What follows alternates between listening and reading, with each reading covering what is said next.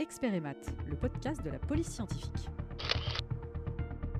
Bonjour et bienvenue sur le podcast des révélations de la police scientifique. Aujourd'hui, nous sommes en compagnie de Pauline, experte en résidus de tir au laboratoire de police scientifique de Marseille.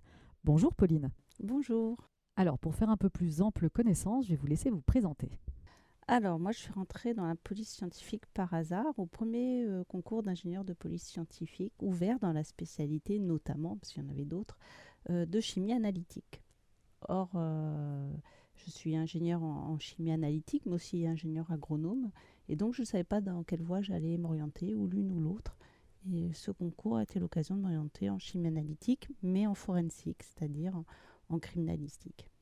Et à l'heure actuelle, quel poste est-ce que vous occupez au sein de ce laboratoire ? Alors, j'occupe le poste chef de division armes et munitions qui a été créé au laboratoire de police scientifique de Marseille en réunissant deux sections qui étaient seules, qui sont la balistique et les résidus de tir. Vous pouvez nous expliquer en quoi consistent ces deux disciplines ? Alors, la balistique s'occupe à examiner les armes et les munitions dans le cadre d'enquêtes de police. Donc, on va les examiner, voir si ces armes et ces munitions peuvent être corrélées les uns avec les autres, voir s'il y a une antériorité, ça c'est quelque chose d'important dans notre domaine, c'est-à-dire voir si la balle ou l'étui qui a été découvert sur la scène de crime peut correspondre à une arme qui a déjà été examinée ou bien à d'autres éléments de tir qu'on a retrouvés sur un autre crime. Donc on va essayer de faire ces corrélations et faire, on appelle ça des matchs ou fichier national d'identification balistique. Donc ça, c'est le gros du travail de la balistique. Et la deuxième discipline s'appelle la recherche de résidus de tir. Alors, recherche résidus de tir qui sont métalliques, mais donc on va faire la recherche de particules métalliques, microscopiques, qui émanent d'un tir.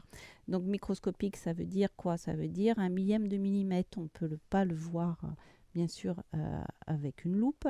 On va essayer de le voir avec un microscope électronique à balayage. On va les visualiser, ces particules qui sont prélevées par l'identité judiciaire sur le terrain, ou bien par nous-mêmes au sein du laboratoire.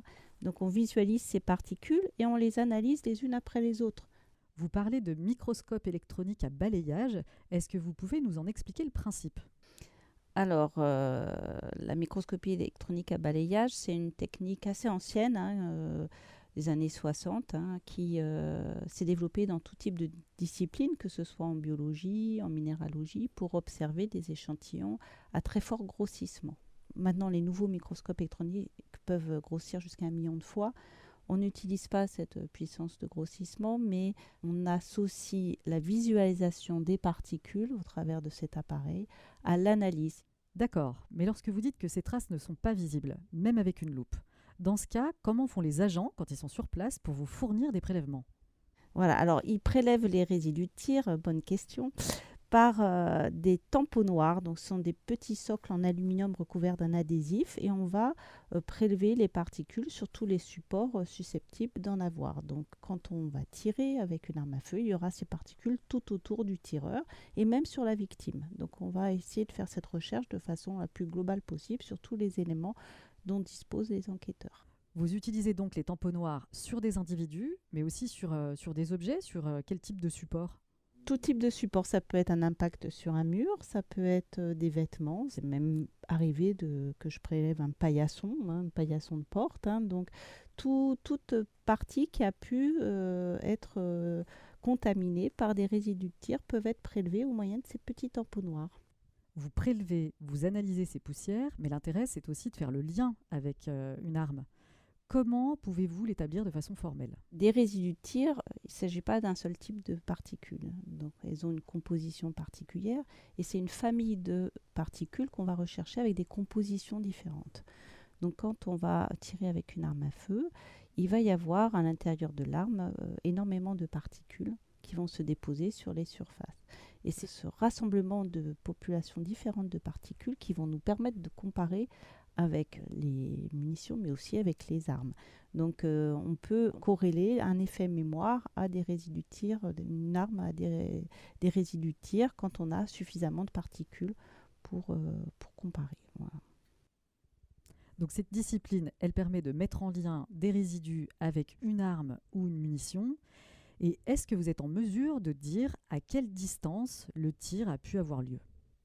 Eh bien oui, on peut étudier la dispersion résidu tir autour d'un orifice d'entrée de projectile. Déjà déterminer si l'orifice sur le vêtement est un orifice d'entrée ou de sortie, ça c'est quelque chose qu'on sait très bien faire. Donc on sait aider les médecins légistes pour savoir quelle a été la trajectoire de tir sur un individu à partir de son seul vêtement supérieur. Merci Pauline pour toutes ces explications. Vous l'aurez compris, si l'analyse des armes est l'une des plus anciennes spécialités de la police scientifique, la chimie apporte un niveau de précision supplémentaire pour aider les enquêteurs dans leur quête de vérité. Dans le prochain épisode, nous nous rendrons à Écully pour passer à l'ère du numérique en compagnie d'Esther, experte en images et vidéos. À bientôt sur Expert et Maths, le podcast de la police scientifique.